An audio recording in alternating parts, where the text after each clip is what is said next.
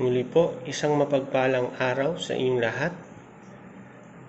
Ako po muli ay magbibigay ng kasagutan dun sa una kong ginawa na content, yung kung ano ang layunin ng buhay dito sa mundo.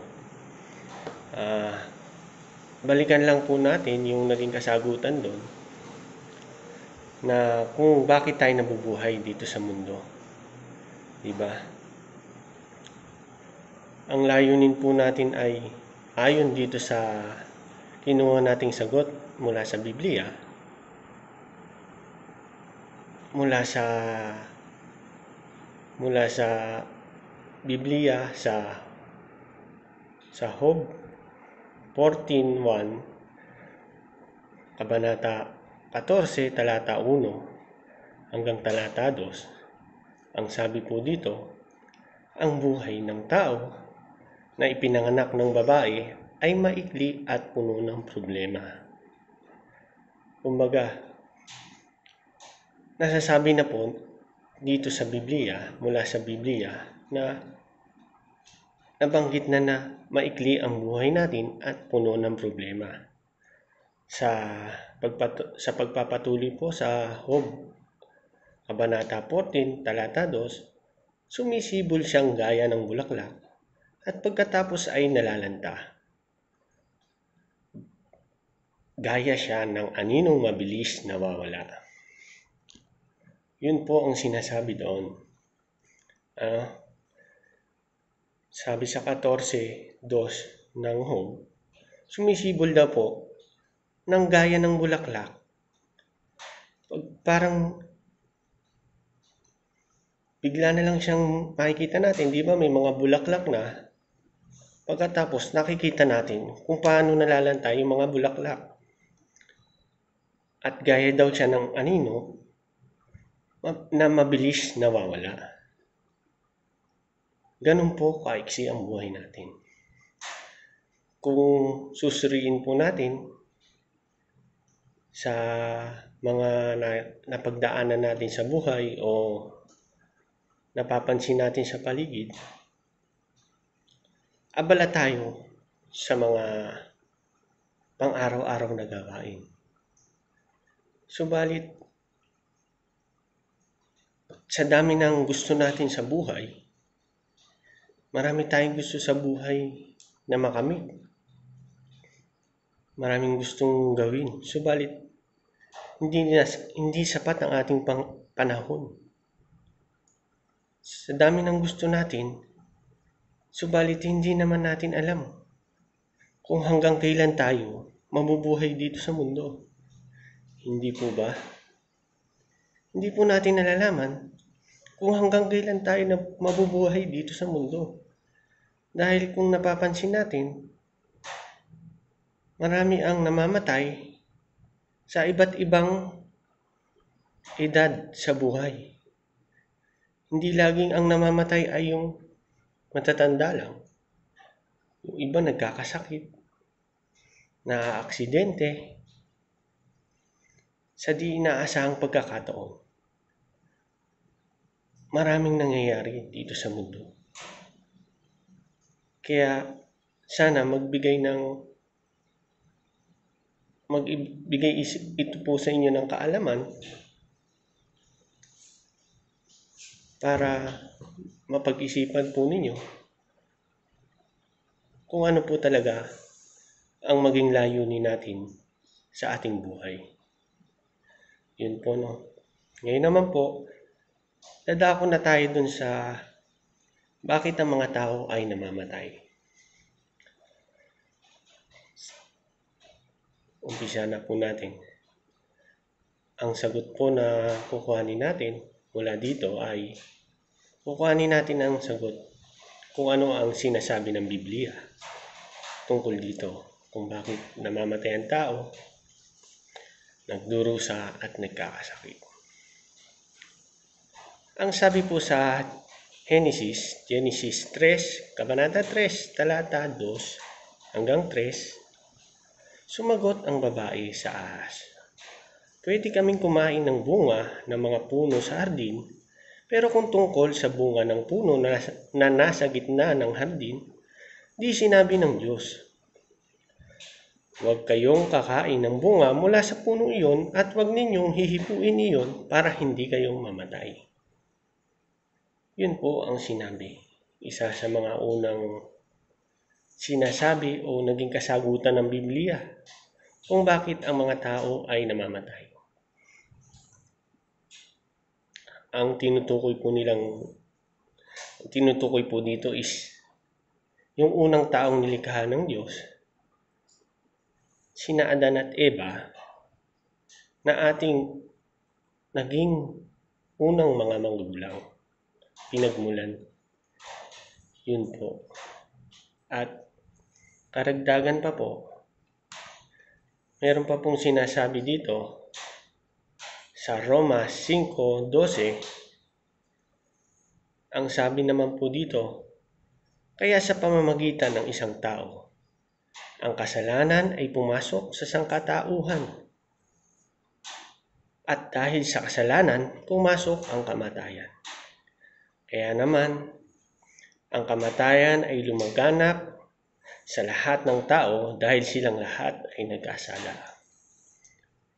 Ang punto po dito is, dahil sa kasalanan, kaya tayo namamatay. Yun po ang naging dahilan. Yung pagkakasala ng mga nina Adan at Eva, yung mga una nating magulang, ayon sa Biblia, ay nagkasala at yun ay minana natin. Bilang unang taong nilikha ng Panginoon sa kanila, ay namana na natin yung kasalanan. Hindi po ba? Kaya naman, may kasagutan ng Panginoon yan. Dahil sa kanyang pag-ibig, tinubos niya tayo sa kasalanan sa pamamagitan ng Panginoong Jesucristo. Yun naman po ay makikita natin, mababasa sa 1:3-16. Kabanata 3, talata 16. Nandun po ang kasagutan niyan. Na gayon na lamang ang pag-ibig ng Panginoon sa sangkatauhan, sa sanlibutan, kaya ipinadala niya ang kanyang kaisa-isa bugtong na anak, ang Panginoong Jesucristo, upang tayo matubos sa kasalanan nung siya ay pinako sa krus. Ano po? Sana po nagkakaroon ng kalinawan ang iyong kaisipan tungkol dito sa mga katanungan natin sa buhay at nagkakaroon kayo ng kaalaman tungkol dito. At masaya po kung ganun ang nangyayari. At ito po yung ginagawa ko hindi lang para sa aking sarili. Ito ay dahil sa Panginoon. Yun po ay iniutos niya na ilaganap ang kanyang mga salita upang ang lahat ng tao dito sa mundo ay maligtas at hindi mapahamak. At sa susunod po na po natin na paksa kung bakit tayo ay nagkakasakit at nagdurusa. Hindi po ba kung iisipin natin, ang daming nagdurusa dito sa mundo dahil sa problema. Kahit ano pang estado natin sa buhay, mayaman, mahirap, mabuti o masama, ay dumaranas ng problema at pagdurusa kung kulang sa kaalaman ang ating isipan tungkol dito. Kaya kukuhanin po natin muli, titingnan natin kung ano ang sagot at sinasabi ng Biblia tungkol sa pagdurusa at pagkakasakit. Ang sabi dito sa Ecclesiastes, Kabanata 9, talata 11, mayroon pa akong nakita Sa ilalim ng araw, hindi laging ang matulin ang nananalo sa takbuhan. Hindi laging ang malakas ang nananalo sa labanan. Hindi laging ang marunong ang may nakakain. Hindi laging matalino ang nagiging mayaman at hindi laging ang may kaalaman ang nagtatagumpay dahil lahat sila ay naaapektuhan ng panahon at hindi inaasahang pangyayari. Kumbaga, sabi po dito, hindi laging ang malakas ang nananalo, hindi laging ang matulin. Ang sabi ko, hindi laging ang matulin ang nananalo sa takbuhan. Hindi laging ang malakas ang nananalo sa labanan. Hindi laging ang marunong ang may nakakain. Hindi laging ang matalino ang nagiging mayaman. At hindi laging ang may kaalaman ang nagtatagumpay. Dahil lahat tayo ay naaapektuhan ng mga di inaasahang pangyayari sa buhay. Halimbawa na lang po, magbigay po tayo ng halimbawa. Meron pong isang eroplano o bus na lang na sa 10 katao na lang po na nakasakay doon kasama na yung driver, konduktor, 12 na. Pagpalagay po natin, 12 na. Ang nangyari po, nawalan sila ng preno. Hindi po ba may tsansa na maaksidente yung mga nakasakay doon? Yun po ba ay ginusto natin lahat? O ginusto ng Diyos? Di ba hindi po gugustuhin ng Diyos na mapahamak ang mga tao? Dahil ang nakasakay doon, kung pagtatantuin natin, hindi lahat ng nakasakay doon mabuti at hindi lahat ay masama. Doon na po pumasok yung sinasabi ng hindi inaasahang pangyayari. Isang halimbawa na po yan. Magbigay pa po tayo ng isa. Yung mga kalamidad o mga bagyo, lindol, ipo-ipo, yelo, baha. Isa po yan sa mga di inaasahang pangyayari. Kung ang isang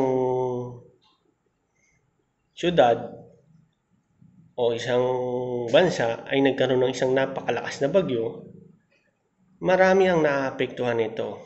Marami ang namamatay, nasasaktan, nawawalan ng tirahan, hanap buhay, at ng mga mahal sa buhay. Hindi po ba lahat ng taong yun ay hindi masasama at hindi rin mabubuti yung iba? Hindi lahat ng mabuti ay laging naliligtas. Subalit, dahil sa mga di inaasang pangyayari dito sa mundo, ay napapahamak ang lahat at nagdurusa. Subalit sa mga susunod na gagawin kong content, makikita natin, maliliwanagan po ang inyong mga isipan kung ano ang gagawin ng Diyos tungkol sa mga pagdurusa at kamatayan, pagkakasakit, kung paano niya aalisin to sa pagdating ng kanyang paghahari at ang kanyang kaharian dito sa mundo. Darating po yung panahon na yun at makikita at malalaman natin kung ano ang kanyang mga pangako sa mga kanyang tagasunod at sa mga hindi susunod sa kanya. Sobrang nakakalungkot po. Kaya ako po nagawa tong content na to dahil dun sa mga mangyayari, dun sa mga hindi makikinig at susunod sa kanya. Na baka kapag nalaman nyo, siguradong magugulat kayo o maliliwanagan yung isip nyo. Dahil dito sa mundong to, tayo ang nagdidesisyon sa buhay natin kung ano ang gagawin natin. dahil binigyan tayo ng kalayaan na magpasya kung tayo gagawa ng mabuti at masama. Pero sa pagkakataon na tayo ay nawala na rito, sa pagkabuhay muli, sa paghahatol, hindi na po tayo ang magdidesisyon kung tayo ay mabubuhay muli sa kaharian ng Panginoon o masasama sa impyerno. Yun po ang totoo. Kaya gusto ko lang pong ipabatid to sa mga tao na interesado, dahil alam ko naman po hindi lahat ng tao ay nagiging interesado. Dahil napagdaanan ko po yan, naranasan. Yung iba ginagawang katatawanan, subalit pag dumating sa pagkakataon o punto ang buhay nila na